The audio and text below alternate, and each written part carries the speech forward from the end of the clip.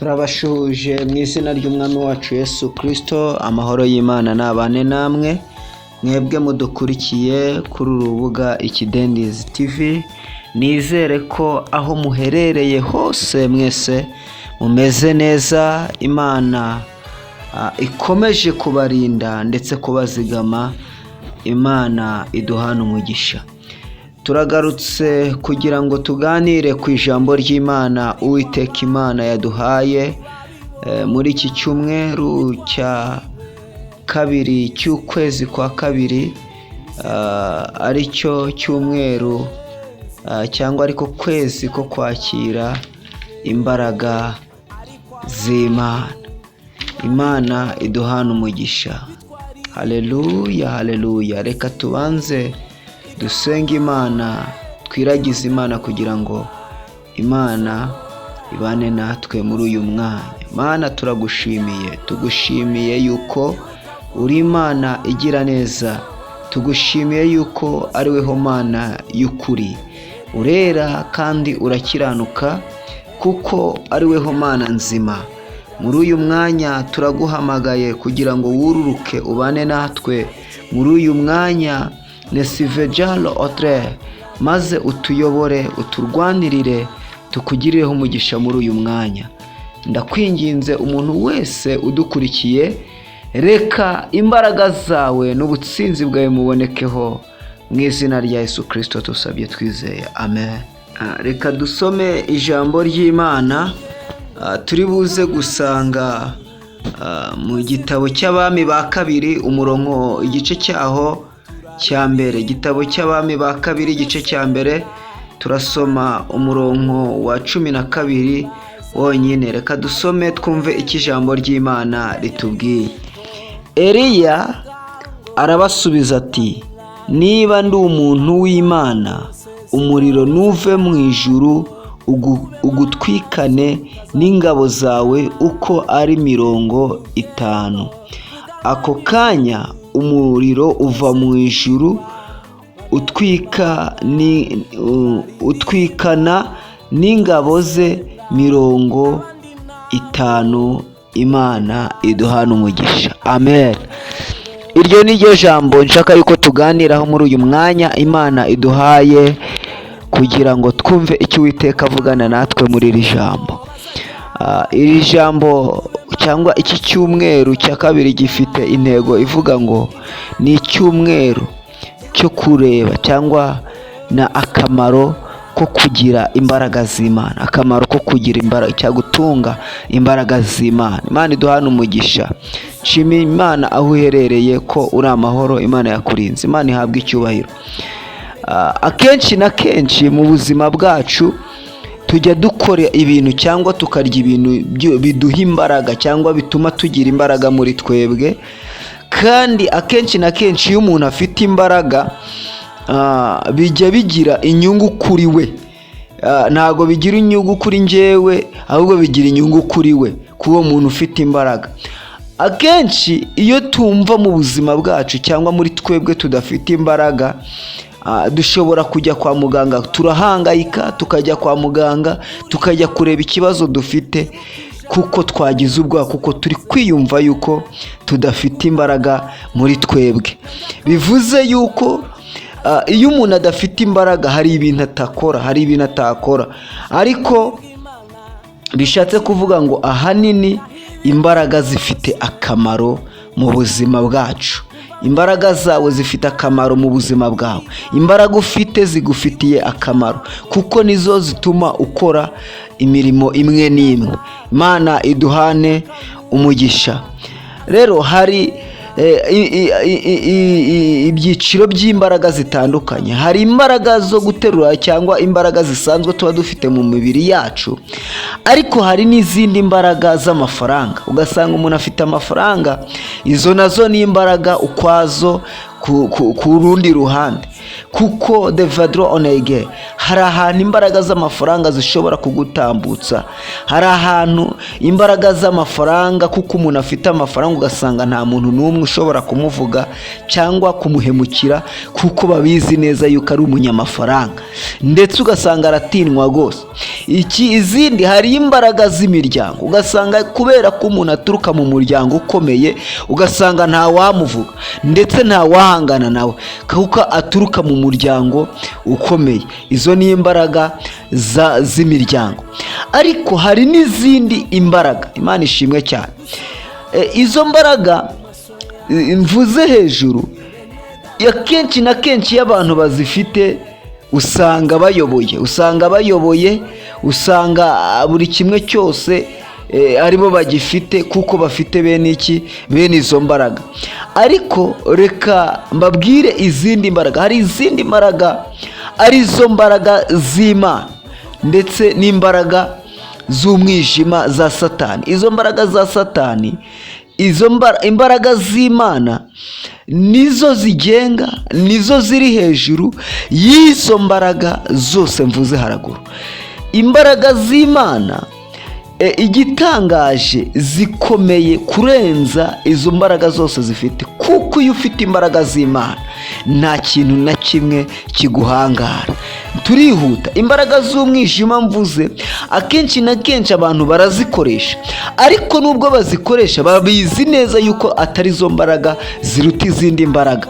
Nuko impamvu bazikoresha nuko baba bayoborwa na kamere, kuko abantu bayoborwa na kamere ntibasha gukora cyangwa gutunga imbaraga z'Imana, kuko izi mbaraga z'umwijima zibasha kuborohereza zikabaha iby'imibiri yabo igira gute, irarikira, ugasanga zibemerera gusambana kugira gute. Ariko imbaraga z'Imana ntago zitungwa n'abantu bayoborwa na kamere. Ibyo sinabyo nashatse kuvugaho, ariko reka mbabwire imbaraga z'Imana nizo ziyoboye izindi mbaraga. Twagiye tubibona mu mateka, ubwo Abisirayeli bari muri Egiputa, Mose akaza ngo yarambika inkoni ye hasi kwa Farawo ngo igahinduka inzoka, ng'abakonikoni ngo bazana izo mbaraga zabo bazirambitse hasi, zihinduka inzoka nazo. Ariko igitangaza cyagaragaye aho hantu nuko ya nzoka ya Mose yafashe za nzoka zose irazimira. Bishatse kuvuga ngo imbaraga z'Imana ziri hejuru y'izindi mbaraga. Imana ihabwa icyubahiro. Ibyo singiye kubitungaho uyu munsi, kukomeza kubivugaho, ahubwo uyu munsi naje kukubwira akamaro ko gutunga imbaraga z'Imana muri weho. Akamaro ko gutunga imbaraga z'Imana muri weho ni akangaka. Imbaraga z'Imana iyo uzifite muri weho zigufasha kunesha cyangwa kuba umutsinzi. Iyo ufite imbaraga z'Imana uba uri umutsinzi, nta kintu na kimwe gishobora kuguhangara. The savage losava on trade emege. Ibyananiye izindi mbaraga, ibyananiye ibundi bushobozi ubwo aribwo bwose navuze haraguru, cyangwa izindi mbaraga navuze haraguru, imbaraga z'Imana ntago zijya zibinanirwa. Ahubwo imbaraga z'Imana zihinduka ubushobozi, zikakugira umutsinzi. Kandi imbaraga z'Imana kuba umutsinzi ni nako kugira ubushobozi. Ne sivejono otradi eva. Iyo uri umutsinzi nta kintu na kimwe utagira. Leba kotradi egelesheva adra. Lo otesava ojana age. Iyo ufite imbaraga z'Imana zituma uba umutsinzi. Habe n'umurozi. Akenshi na kenshi umurozi ashobora kukuroga ariko ntupfe. Kuba ufite imbaraga z'Imana, nesive ejanosedro, uba ufite amahoro, uba ufite umutekano. Aho abandi bahora barwanira umutekano bagahuzwa no gukora intambara kugira ngo bashake amahoro, ariko wowe uba ufite umutekano, uba ufite amahoro muri wewe kuko utunze imbaraga z'Imana muri wewe. Twasomye ijambo ry'Imana, twasanze mu Bami ba kabiri, twasomye inkuru za Eliya ni inkuru za Eliya Bibiliya yatubwiraga. Ubwo Eliya Eliya uyu nguyu ngo igihe kimwe ngo yarababwiye ngo arababwira ngo Eliya arabasubiza ati niba ndi umuntu w'Imana umuriro nuve mu ijuru ugutwikane n'ingabo zawe. Imana iduhane umugisha. Yesu ashimwe cyane. Haleluya.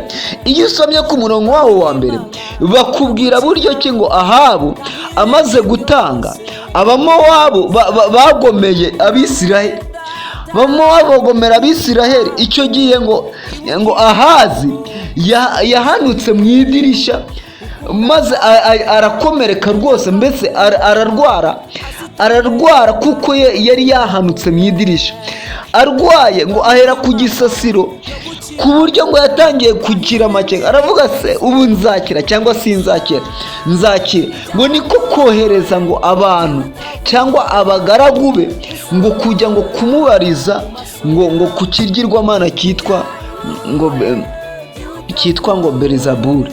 Ngo baragenda, nubwo bari kugenda rero muri ubwo rugendo rwabo, ngo Imana isanga Eliya irangije iramubwira ngo nagende ajye guhurira nabo mu nzira, ababwire yuko atazigera akira kubera ko yagiye gushaka ibigirwamana cyangwa kubaza mu bigirwamana, gushaka izindi mbaraga ngo arizo zizagira gute zizamukiza. Kandi muri Isiraheli bari bafite Imana nyamana ifite imbaraga ziruta ibyo bigirwamana.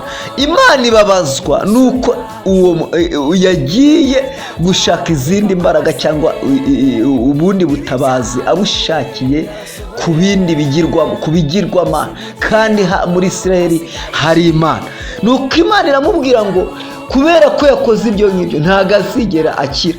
Ngo intumwa zirangije ziragenda zirabimubwira ngo zimubwira ayo makuru, ngo ariko ngo ngarangije ngo yohereza ngamanza kubabaza ngo mbese uwababwiye ibyo ngibyo ngo ni umuntu umeze gute, yari ameze ate?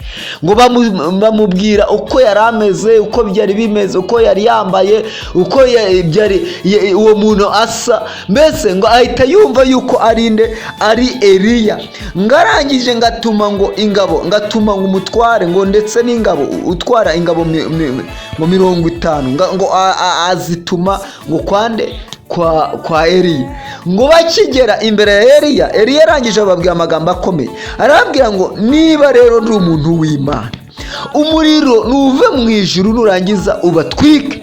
Ngo nuko uhereye ako kanya deseve, Imana ishimwe, ngo uhereye ako kanya ngo umuriro uramanuka ngo uva mu ijuru, ngo urangije ngo uramutwika, ngo umutwikana n'izo ngabo ze zose yari yazanye. Imana iduhane umugisha.